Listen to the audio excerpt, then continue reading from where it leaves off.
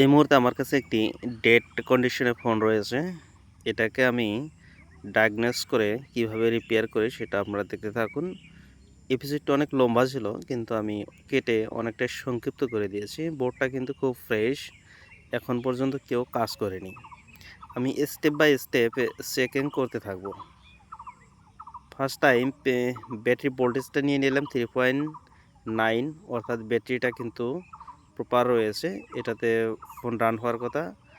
আমি ব্যাটারি কানেক্টরের জিয়াটা নিয়ে নিলাম। ডায়োড ভ্যালু কিন্তু প্রপার রয়েছে। এখানেও কিন্তু কোনো ধরনের সমস্যা দেখতে পাচ্ছি না। ওকে, নেক্সট আমি রিডিংটা নিয়ে নেব। দেখব রিডিংয়ে কি দেখায়।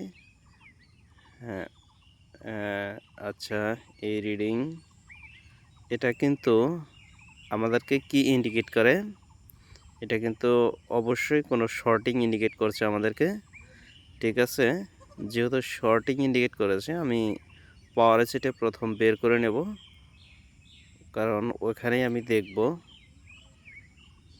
আমি এটাকে হট গান দিয়ে আস্তে আস্তে তুলে নিচ্ছি।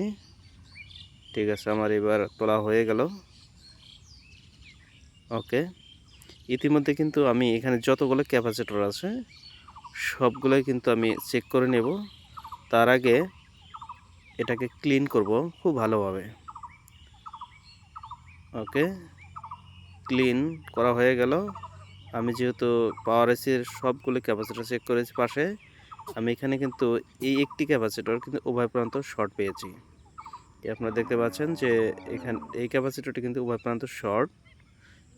এটি কোথা দিয়ে কোথায় কানেকশন রয়েছে সেটা অবশ্যই আমি বর্নিয়াতে দেখব। ওকে, বর্নিয়া খুলে নিলাম। এই ক্যাপাসিটরকে আমি যখন টাচ করে দিলাম এটা সরাসরি পাওয়ার আইসি থেকে কোথায় চলে গেছে, যেটাকে আমি ভ্যালু পাওয়ার কথা 439।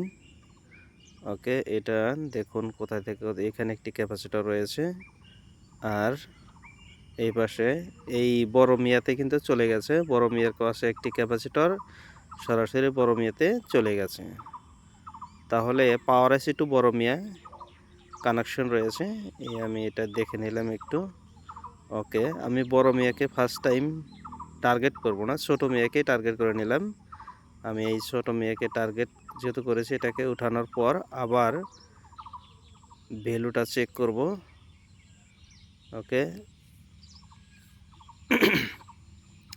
স্টেপ বাই স্টেপ কাজ করা খুব জরুরি। যদি বুঝে শুনে ধীরে আস্তে কাজ করতে পারি তাহলে কিন্তু অধিকাংশ কাজ আমাদের সফল হবে, এটাই বাস্তব।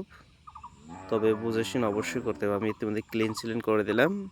এবার দেখুন শর্ট কিন্তু চলে যায়নি, এখনও কিন্তু শর্টটা রয়ে গেছে। অবশ্যই এবার আমি বড় মেয়েতে অ্যাটাক করব। আমি গ্লুগুলো কেটে নিচ্ছি ভালোভাবে। এবার একটা পেস্ট দিয়ে দিলাম, কারণ বড় মিয়াকে আমি এখান থেকে স্থানান্তর করব। ওকে, এখান থেকে উঠাবো।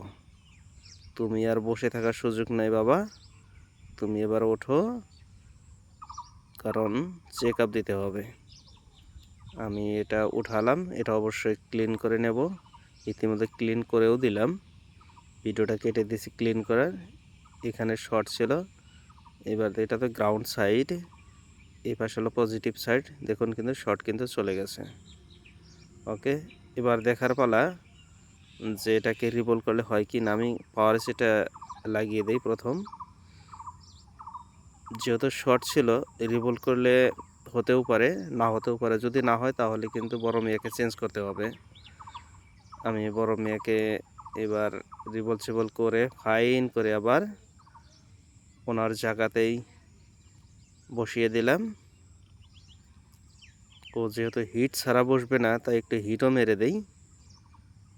হ্যাঁ, একটু মুভ করে দিলাম, কারণ মুভ করে না দিলে ওর ভালো লাগবে না।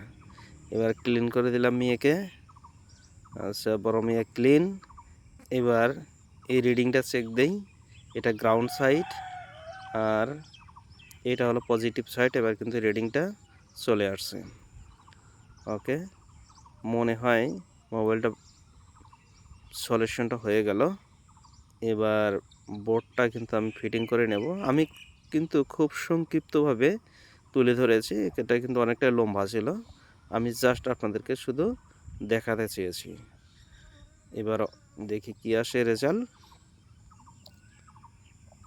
একটু জাস্ট ওয়েট করছি আমি। প্রেস করেছি, ভাইব্রেট তো করেছে, এখনো আসেনি। আসো মিয়া আসো।